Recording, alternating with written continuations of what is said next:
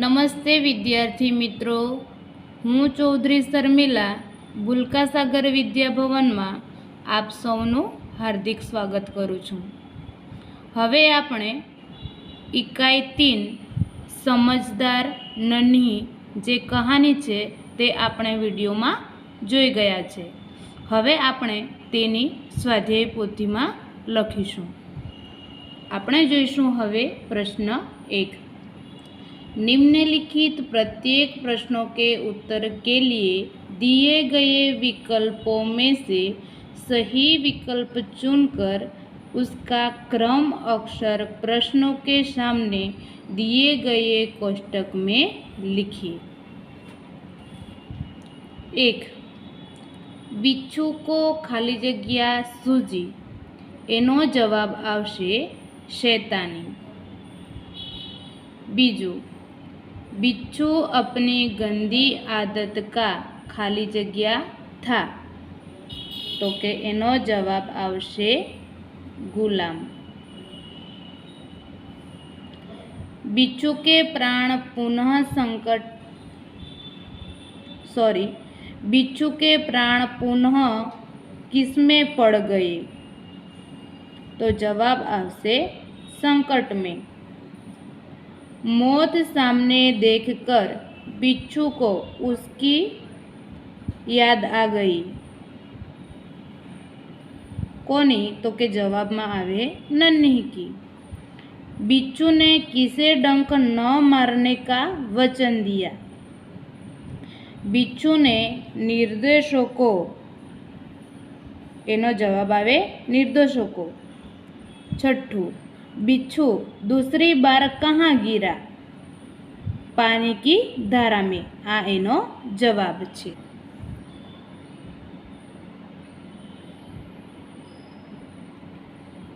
प्रश्न 2 જોઈએ હવે।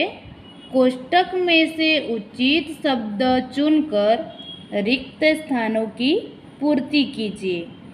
અહીંયા તમારે કોષ્ટકમાં જવાબ આપેલા છે એ જોઈને તમારે આ ખાલી જગ્યા પૂર્ણ કરવાની છે। 1.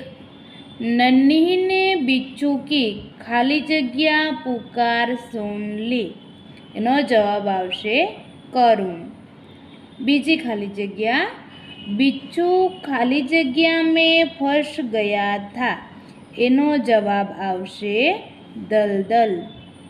तीजी खाली जग्या, डंक मारना बिच्छू का खाली जग्या है, एनो जवाब आवशे स्वभाव। चौथी खाली जग्या, मैं बिच्छू की खाली जग्या आदत छुड़ा कर रहूंगी, गंदी, एनो जवाब आवे गंदी।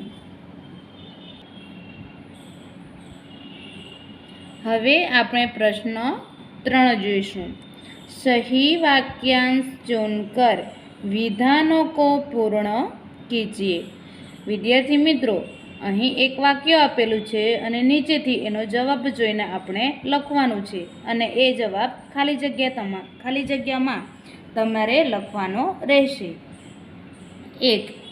नन्ही ने बिच्छू को बचाया क्योंकि, एनो जवाब आवशे उसे बिच्छू पर दया आ गई थी।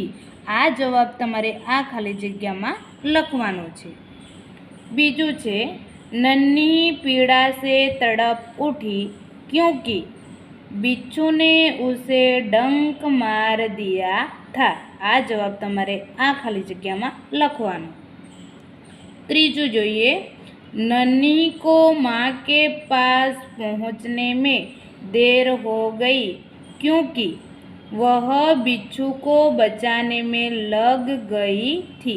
आ जवाब तमारे आ खाली जग्यामां लखवानो। હવે આપણે બીજા પેજ પર જોઈશું। 4. बिच्छू शर्म से पानी पानी हो गया क्योंकि उसे दूसरी बार बचाने वाली नन्ही को वह डंक मारने जा रहा था। હવે આપણે જોઈશું પ્રશ્ન 4। निम्नलिखित प्रश्नों के उत्तर एक एक वाक्य में लिखिए। प्रश्न 1, नन्ही कौन थी? नन्ही एक बतख थी। बीजो सवाल, बिच्छू ने नन्ही से क्या प्रार्थना की? बिच्छू ने नन्ही से प्रार्थना की, बहन मुझे बचा लो। तीजो सवाल, नन्ही ने माँ के सामने क्या निश्चय किया?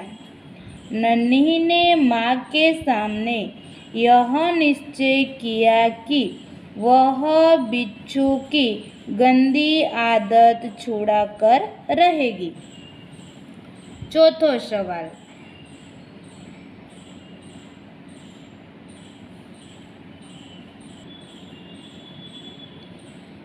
नन्ही ने क्या सोचकर बिच्छू को दोबारा जीवन दान दिया? नन्ही ने शायद अब उसे डंक मारने की गंदी आदत छोड़ दी होगी, यह सोचकर बिच्छू को दोबारा जीवन दान दिया। पांचवो सवाल, बुरे व्यक्ति को हम सही रास्ते पर कैसे ला सकते हैं?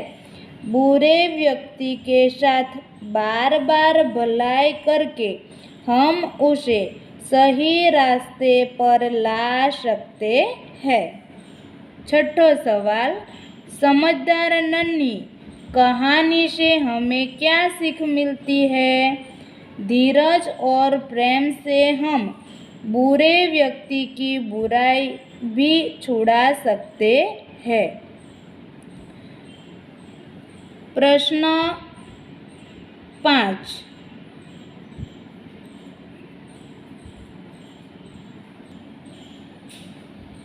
હવે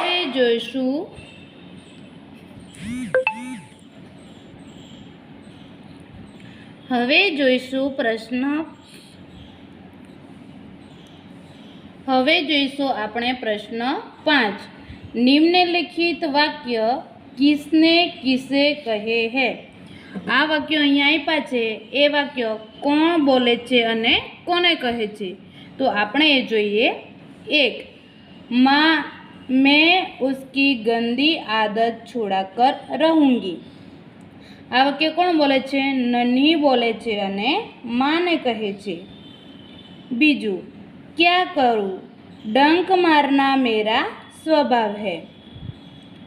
यह वाक्य बिच्छू ने नन्ही से कहा है। तीजू वाक्य जोइए, तुम यह गंदी आदत छोड़ दो, नहीं तो मुसीबत में कोई तुम्हारी मदद नहीं करेगा। यह वाक्य नन्ही ने बिच्छू से कहा है। चौथो जोइए, भलाई करना मेरा स्वभाव है। नन्ही ने बिच्छू से कहा है। पांचमो जोइए, मैं वचन देता हूँ कि अब मैं किसी निर्दोष जीव को डंक नहीं मारूंगा। यह वाक्य बिच्छू ने नन्ही से कहा है। हवे जोईशुं आपणे प्रश्न 6, घटनाओं को उनके सही क्रम में लिखिए। विद्यार्थी मित्रों, अहींया घणा बधा वाक्य आप्या छे, परंतु ए क्रममां लख्या नथी। आपणे एने क्रम प्रमाणे लखवानुं छे।